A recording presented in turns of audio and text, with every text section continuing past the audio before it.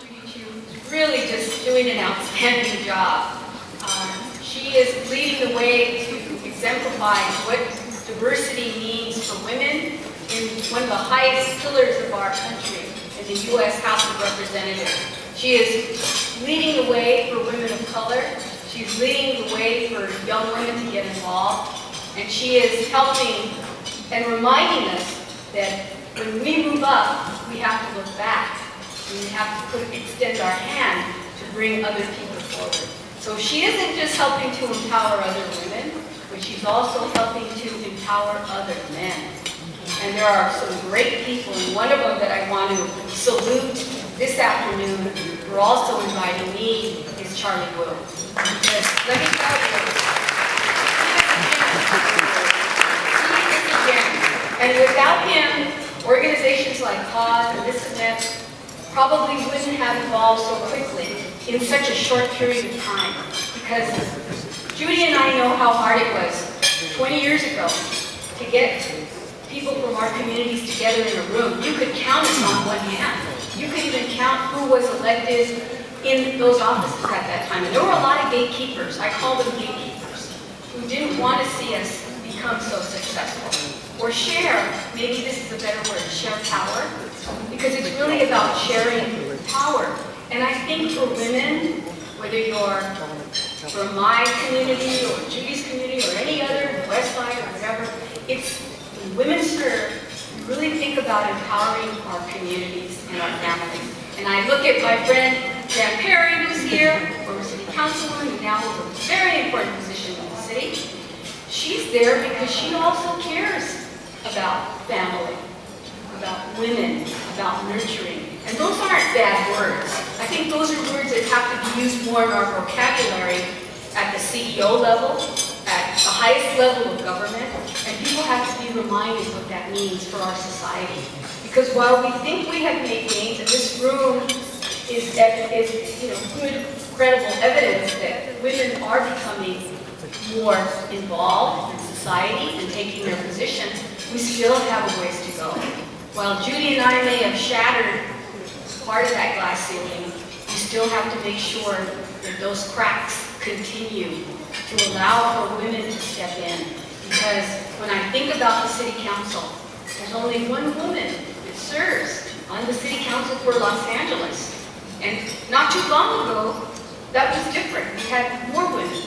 And more women running for office. So it is getting harder, and I'm not sure quite why it is getting that way. But I'm here to tell you, be inspired.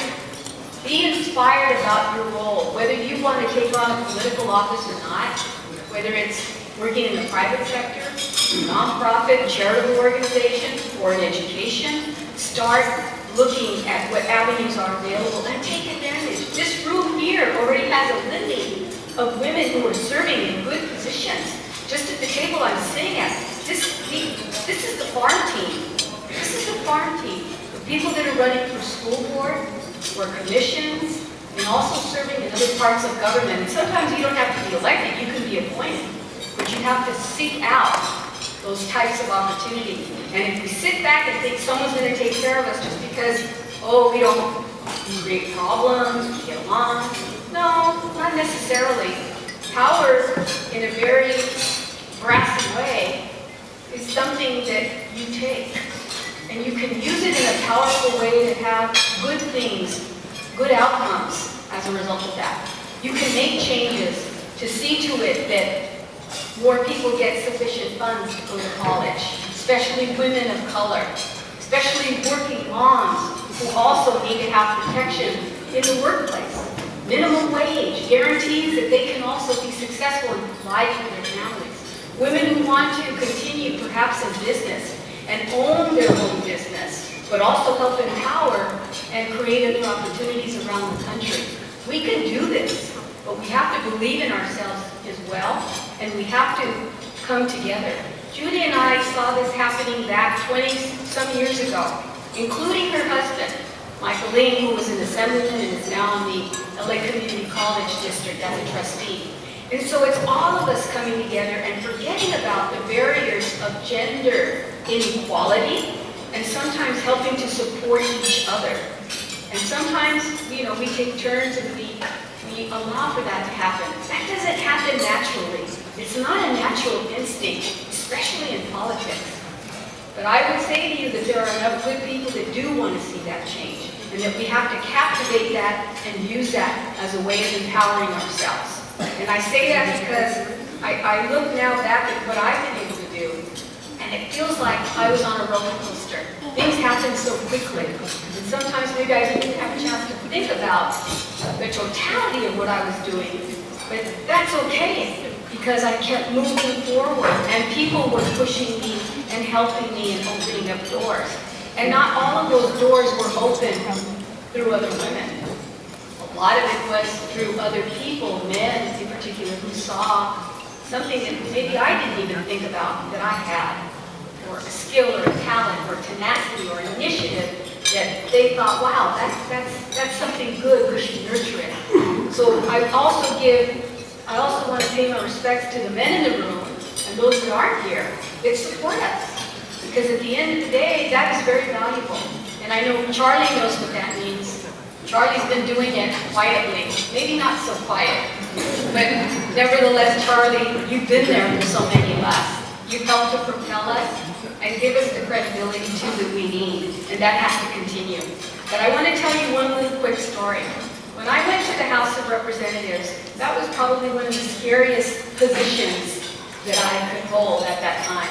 Walking in, no longer known by many people, 435 members, and you start out at the bottom.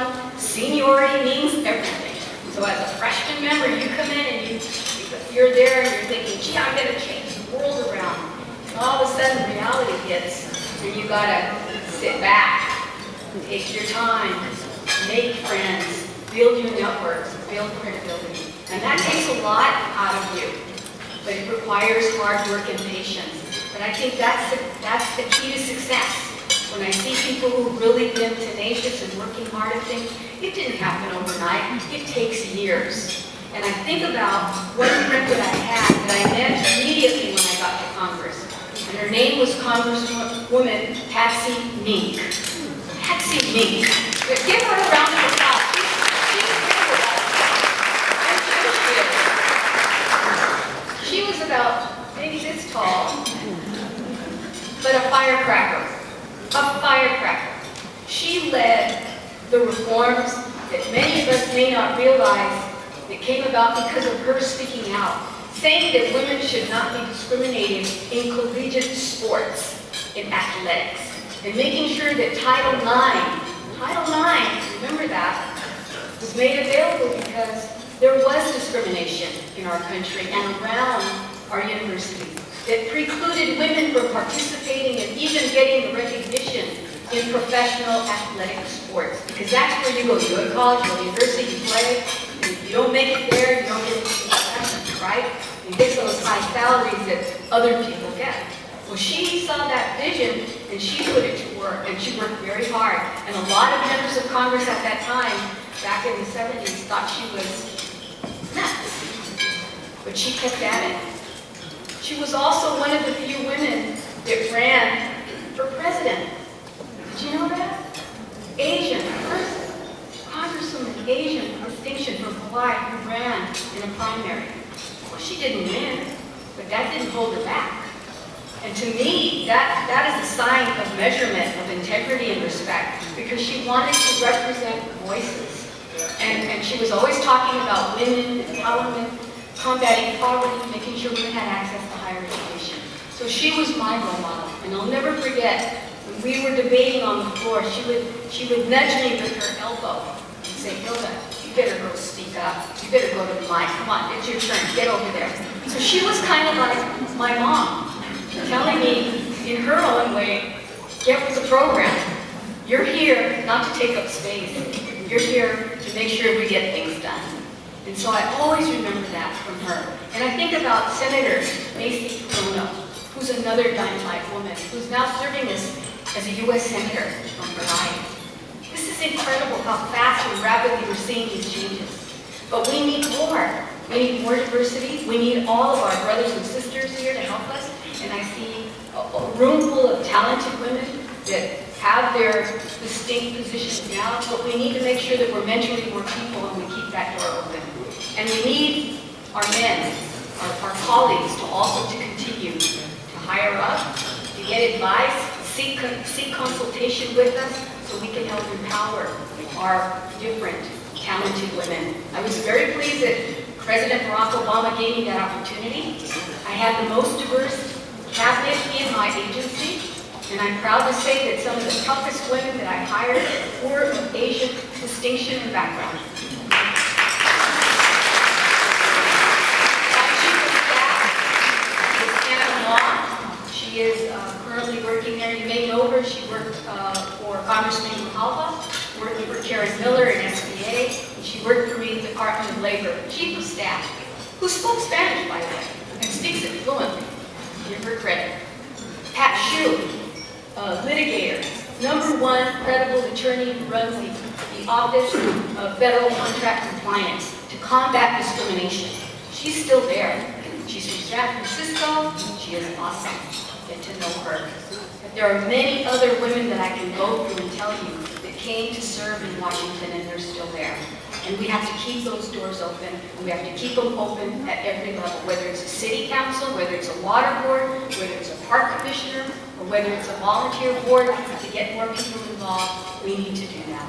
So I want to tell you how proud I am of this moment to be here with you, and to thank the people, the good people and the corporate sponsors and everyone to make these kinds of conferences and events available, because we have to continually talk about how important this is for all of us in our society and for our future generation.